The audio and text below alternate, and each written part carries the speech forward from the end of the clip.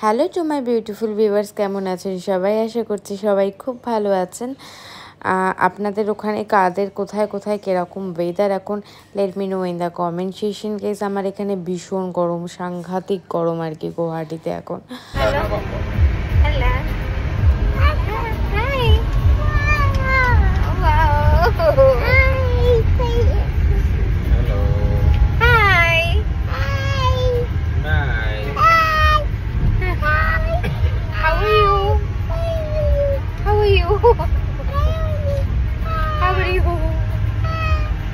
এই ব্লগটা কিন্তু আমাদের সেই অ্যানিভার্সারির আগের দিনের ভিডিও। এই দিনটাতে ভীষণ গরম ছিল, সাংঘাতিক লেভেলের গরম ছিল, মানে ভাষায় প্রকাশ করা যাবে না, এতটাই গরম ছিল। মানে ড্রেস পরে বেরোতেও মানে একদম ইচ্ছা করছিল না। বাট আমাদের দূরে কোথাও ঘুরতে যাওয়ার কথা ছিল, আপনারাও জানেন। তো গরমের জন্যই আমরা সেটা যাইনি আর, কারণ কিনা প্রি প্ল্যান করা হয়নি, ডিরেক্ট সেই মুহূর্তেই বেরিয়ে যাওয়াটা বাচ্চাকে নিয়ে একটু রিস্কিও লাগছিল। বুকিং করতে হয় আগে থেকে মেঘালয়তে গেলে, প্রি বুকিং হোটেলগুলোতে, তো সে কারণে হয়ে ওঠেনি। তো সুরজিতের অলরেডি স্যাটারডে সানডে ছুটি আর মানডেতেও ছুটি নিয়েছিল। তো আমরা ভাবলাম যে একটু কোথাও আশপাশ থেকেই, সব জায়গা তো আর ঘোরা না, কিছু কিছু জায়গাগুলো যেগুলো গরমে কমফোর্টেবল সেরম জায়গা থেকে ঘুরে আসা যাক। তো যেখানে শ্রীহানও মেবি মজা পাবে এইরম ভেবেই আমরা আর কি প্ল্যান করছিলাম। তো চলে গেছিলাম, সামনেই একটা ফ্রোজেন পার্ক টাইপের রয়েছে আর কি।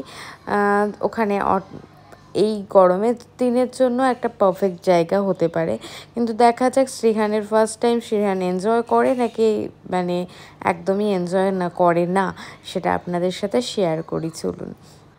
বাড়ি থেকে খুব একটা ডিস্টেন্স তা না, 16 to 20 মিনিটস এরকম লাগে। লকড়ার দিকে অ্যাকচুয়ালি, গুয়াহাটিতে লকড়া বলে একটা জায়গা আছে, তো ওই দিকটাতে। এতটাই রোদের তাপ জানেন, আস্তে আস্তে দেখছি সমস্ত বাজার দোকান, যেটা আজকে মানে আমাদের এখানে এই দিনে পুরো হাট বসে, তো পুরো ভিড় থাকে, সব পুরো খালি, লোকজন পুরো রাস্তায়, কেউ মানে খুব কম লোক রয়েছে।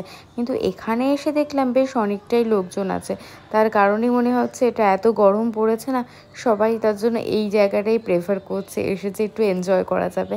তো চলুন, ঢুকতেই দেখলাম একটা ক্যাফেটেরিয়া রয়েছে, মানে কিছু স্ন্যাক্সও, মানে কিছু নুডলস এসব পাওয়া যায় আর কি। তো এখানে প্রথমে টিকিট কেটে নেওয়া যাক। তো টিকিট কাটতে আমরা চলে এসেছি।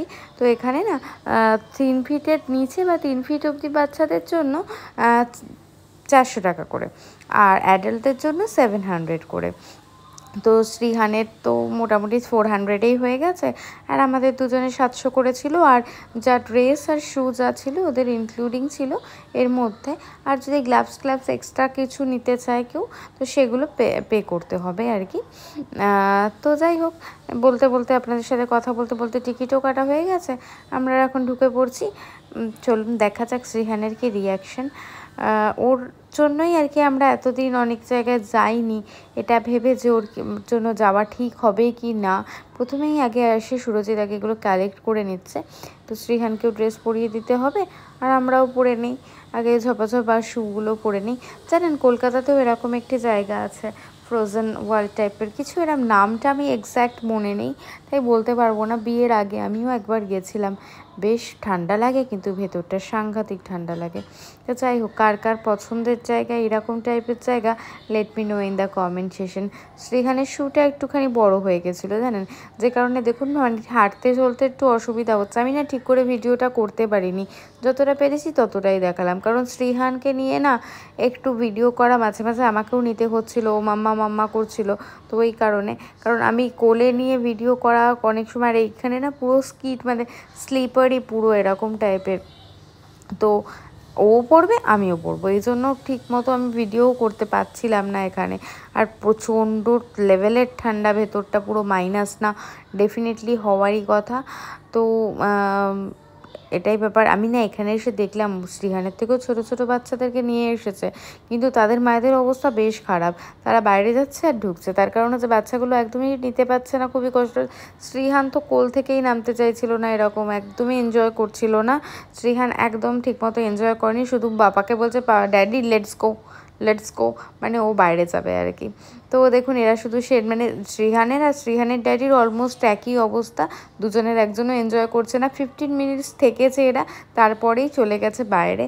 দেখুন আমিও চলে এসেছি এদের সাথে। আমার ডেফিনেটলি তার জন্য ভালো করে ভিডিও করে আপনাদের সাথেও শেয়ার করতে পারলাম না, অন্য কোনো দিনও যদি যাই ডেফিনেটলি শেয়ার করে দেখাবো।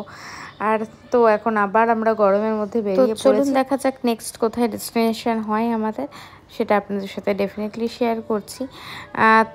তো নেক্সট আমরা এসে পড়লাম বাড়ির সামনেই একটা ধোসার জায়গা আছে। শ্রীহানকে জিজ্ঞাসা করলাম কি খাবে, তো শ্রীহান বলল ধোসা।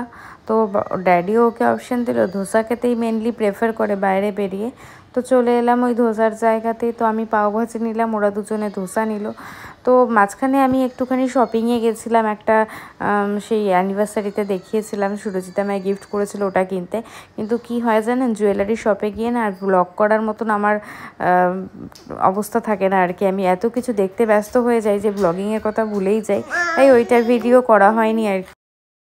তো আজকের ব্লগটা এখানেই এন্ড করছি বন্ধুরা, দেখা হচ্ছে পরের আরেকটি সুন্দর ব্লগে। সবাই খুব ভালো থাকবেন, সুস্থ থাকবেন।